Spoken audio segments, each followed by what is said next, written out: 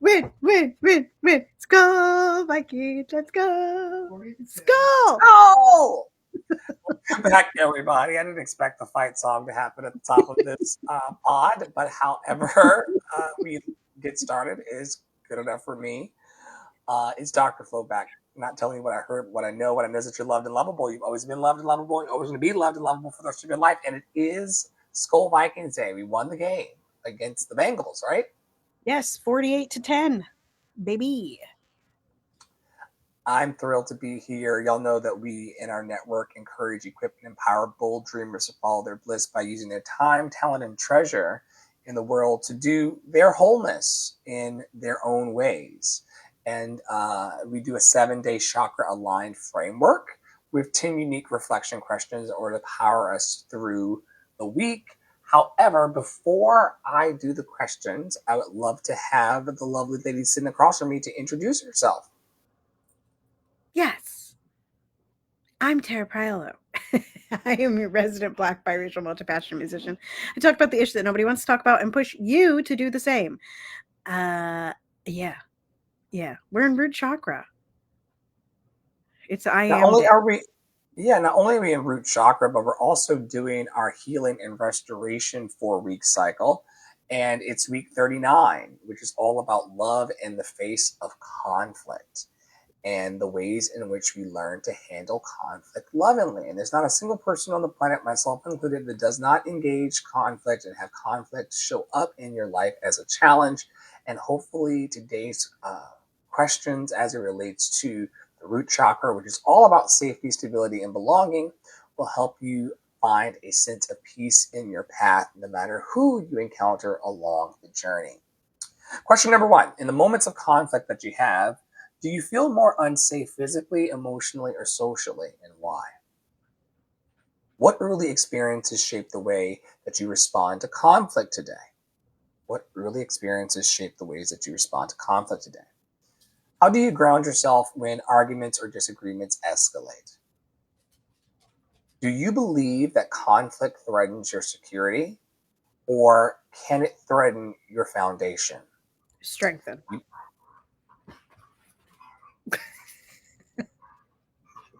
You said threaten. What? You said threaten instead of strengthen, and that's a totally different connotation. Did I say threaten twice? Yeah. Do you believe that conflict threatens your security, or that it can strengthen your foundation? What rituals or practices help you feel safe enough to enter difficult conversations? How do you distinguish between real danger and perceived threat in a disagreement?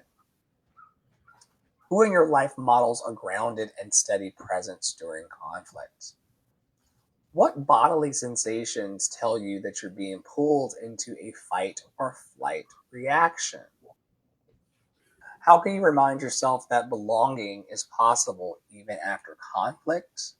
And the last question is, what daily habits can strengthen your sense of stability before conflict arises? Did you want to answer one or a few of those questions before we get out of here? I'll answer the first one because I thought that was interesting. Which was, in moments of conflict, do I feel more unsafe physically, emotionally, or socially, and why? Definitely emotionally, but it manifests physically. Like, this is so bad, but this dog just did this weekend. Like when a dog is excited or when a dog is scared, any animal really, they like shake. They're like, yeah, that's what happens in my body, you know. But it is from the emotional lack of safety, or that my feelings are going to be ignored, or that I need to just get over it and change my feelings, and that manifests physically.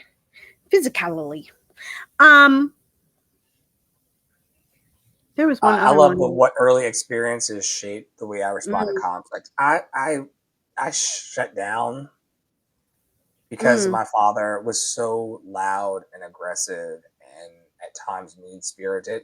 There was no point in arguing with a person who wanted to escalate the situation to all get out. So I just have learned in my life to shut down. It's not necessarily the best practice to have, but I often will err on the side of caution and silence as opposed to getting into a screaming match or yelling match or in heavy physical combat, even with someone. It's not worth it to me. I'd rather just walk away than be in deep conflict. Yeah. Yeah. Um, how can I remind myself that belonging is possible even after conflict? I think Love and Action Network / Dr. Flo and I's relationship is like such a great demonstration of that. And several other, I was just talking to somebody about this yesterday, that like they were asking how I felt about just like random tags on the internet. And I was like, I don't know that I really care anymore. I feel like I used to care a lot more than I care now. Like, I don't care if I'm tagged or not tagged or like named or not named. But that is because of like, I think it is a large facet of my brand at this point that there is always an olive branch. There's always a way for people to come back into relationship with me, and I vice versa. Like, and not in like a proving energy or a correct energy, but rather a like, let's work through this energy because we've decided we care enough about each other to continue this road. Yeah. Yeah. I love it. What daily habits can strengthen my sense of stability before conflict arises? Not what daily habits can threaten my sense of stability before conflict arises. Um, Meditation, mantras, juicy podcasts like the Michael Singer podcast, and listening to the teachings of Tara Brach or Jack Cornfield. These are people that I really admire. Louise Hay, Dr. Wayne Dyer. These are people that I can reach for that are going to give me a positive word of inspiration and allow me to see a path through the clearing, if you will. Well, Yeah. folks, I think it's going to be a great week. Once again, the theme of this week is going to be love in the face of conflict and learning ways to handle that conflict in a passionate way. It is once again part of Healing and Restoration Month, or 4-week cycles that we're doing this year in our 7-day Pillar Challenge Chakra Aligned framework for hope and healing. We're so thankful for you checking out our work at lovedandlovable.bio.link, lovedandlovable.bio.link, lovedandlovable.bio.link. And we're so grateful for our peer support groups. We've been having amazing conversations and really being inspired. And also, people tell us that we are inspiring to them in that space. So you're more than welcome to stop by at 11 a.m. daily and also check out all of our event calendar and box office on the website. On behalf of all of us here in leadership, thank you for watching today. Very, very busy day for all of us, and we got to move on down the road.